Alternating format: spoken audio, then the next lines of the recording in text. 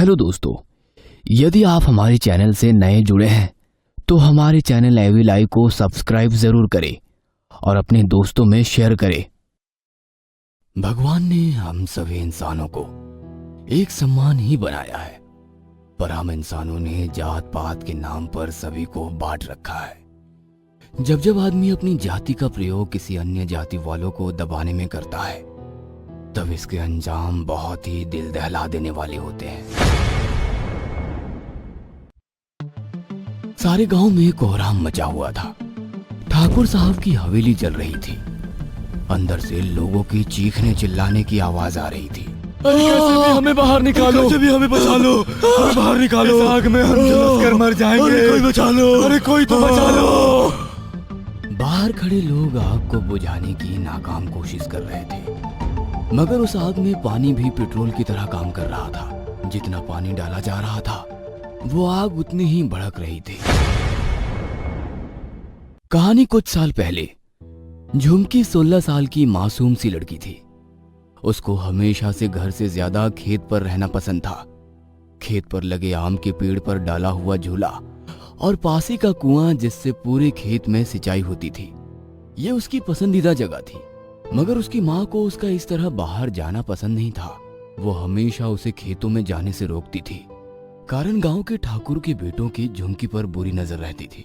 मगर वो मासूम इन सब बातों को समझ ही नहीं पाती थी। उसे तो लगता था माँ उसे घर में रोककर उससे घर के काम करवाना चाहती है। जैसे ही मौका मिलता, वो अपनी माँ को धोखा देकर खेत पे पहुंच जाती। माँ उसकी नादानी पे मुस्कुराती थी। गांव में जाति प्रथा बहुत जोरों पर थी। वैसे तो ठाकुर लोग दलितों के यहाँ कभी झांकते भी नहीं थे, मगर उनके घर की बहन बेटी पर हमेशा बुरी नजर रखते थे। जब भी मौका लगता, उनकी बहू बेटियों को अपनी हवस का शिकार बना लेते। झुमकी अभी अभी 16 साल की हुई थी। उसका भरा हुआ शरीर, सांवला रंग और गहरे नयन नक्श, उस पर लंबे बाल। जब वो अपनी गहरी काली आंखों में हल्का सा काजल लगाकर तैयार होती, तो हमेशा अपनी हम उम्र सहेलियों से अलग नजर आती थी। उसे देखकर कोई नहीं कह सकता था कि वो गांव में काम करने वाले गरीब परिवार की लड़की है। इसका कारण ये था कि उसकी रगों में ठाकुरों का खून दौड़ता था। उसका गुस्सा भी ठाकुरों की तरह ही था। ये राज सिर्फ उसकी मां राधा को ही पता था। एक दोपहर झुमकी जब रोज की तरह आम के पेड़ पर अपनी सहेलियों के साथ झूला झूल रही थी, तो दूर खड़े ठाकुरों के लड़कों ने उसे देखा। दोनों एक दूसरे को देखकर कुटिल हंसी हंसते हुए झुमकी के पास आए। ठाकुर साहब के दोनों लड़कों को देखकर झुमकी की सहेली बोली, झुमकी चल यहाँ से। ठाकुर साहब का लड़का जोरों से हंसने लगा और बोला, वाह, आज तो मजा आ जाएगा। एक साथ इतने फूलों का रस हम भौरों के नसीब में है। देखते हैं किस किस का रस हमें मिलेगा। उन लोगों की इस हरकत के कारण झुमकी की सारी सहेलियां उन लोगों से डर गई और वे लोग झुमकी को अपने साथ चलने के लिए कहने लगी। मगर झुमकी अपनी जिद पर वहीं खड़ी रही। मगर उसकी सहेलियां झुमकी के कहने पर भी नहीं रुके और वहां से चले गए।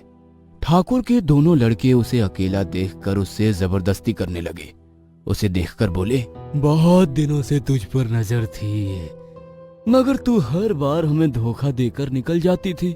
हाँ? मगर आज मुश्किल से हाथ लगी है।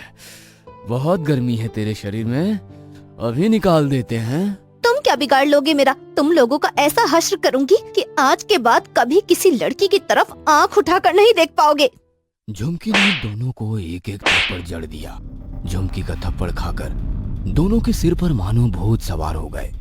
दोनों और जोर से जबरदस्ती करने लगे। उन लोगों की हाथापाई में झुमकी पास रखे पत्थर पर गिर गई। उसका सिर उस पत्थर पर जोर से टकराया। अचानक गिरने से उसके सिर से खून निकलने लगा। बहुत देर होने पर भी झुमकी ने कोई हरकत नहीं की। तभी उसमें से एक लड़के ने देखा कि झुमकी की सांसें बंद हो चुकी हैं। अरे, ये तो मर गई। अच्छा हुआ इसने हम पर हाथ उठाया था ना? हाँ, मगर अब इसका क्या करें? अरे उठा के कुएं में डाल दो। दोनों ने उसे उठाकर कुएं में फेंक दिया।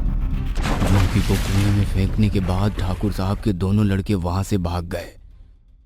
कुछ देर बाद एक गांव वाले ने झुमकी की लाश देखी और देखते ही देखते ये बात सारे गांव में फैल गई।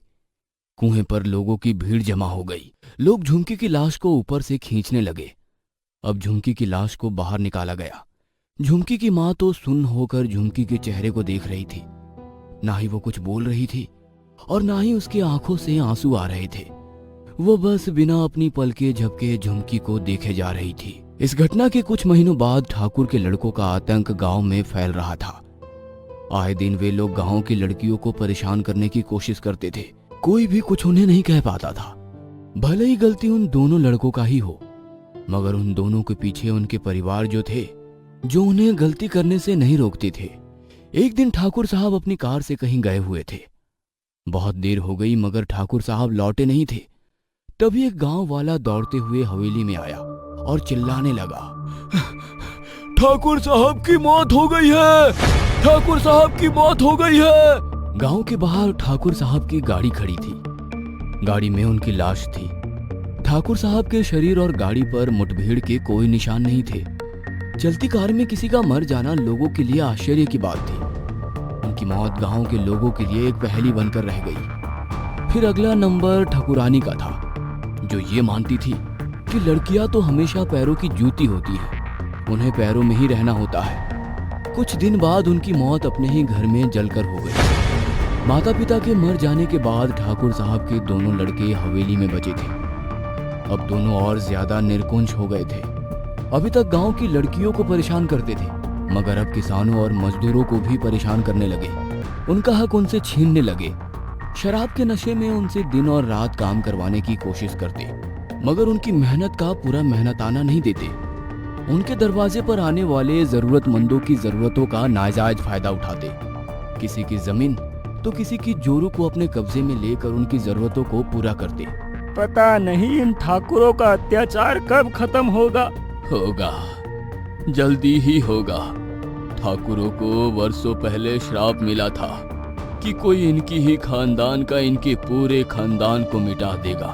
ठाकुर और ठकुराइन तो गए, अब इन दोनों की बारी है।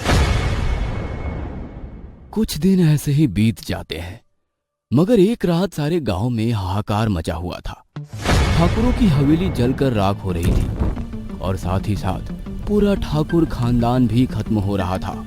यह तो एक दिन होना ही था। आखिर पाप का घड़ा कब तक नहीं फूटता? हाँ, इन लोगों के साथ इस गांव से सारा पाप भी चला जाएगा। लेकिन ठाकुर साहब के खानदान को तो उनकी ही खानदान का कोई मारने वाला है ऐसा श्राप मिला था। तो फिर ये सब हुआ कैसे और किया तो किया किसने? इसी आग की रोशनी में दूर कहीं दो आंखें खुशी के कारण चमक रही थी। वो आंखें थी झुमकी की मां की, जिसका एक हाथ थोड़ा जला हुआ था। दरअसल झुमकी की मां ठाकुर साहब की प्रेमिका थी, जिसे ठाकुर साहब ने पहले तो शादी का झूठा वादा करके गर्भवती बनाया और फिर उसे छोड़ दिया। झुमकी ठाकुर साहब की ही बेटी थी। यह सच्चाई सिर्फ झुमकी की मां ही जानती थी। अब ठाकुर खानदान की मौत सबके लिए एक रहस्य बन गया था। आपको क्या लगता है, इसके पीछे किसका हाथ हो सकता है? क्या सच में वो श्राप सच हो गया, या ये काम उसका था जिसकी आंखें ठाकुर खानदान के खत्म होने पर चमक उठी थी? कमेंट बॉक्स में हमें जरूर बताएं।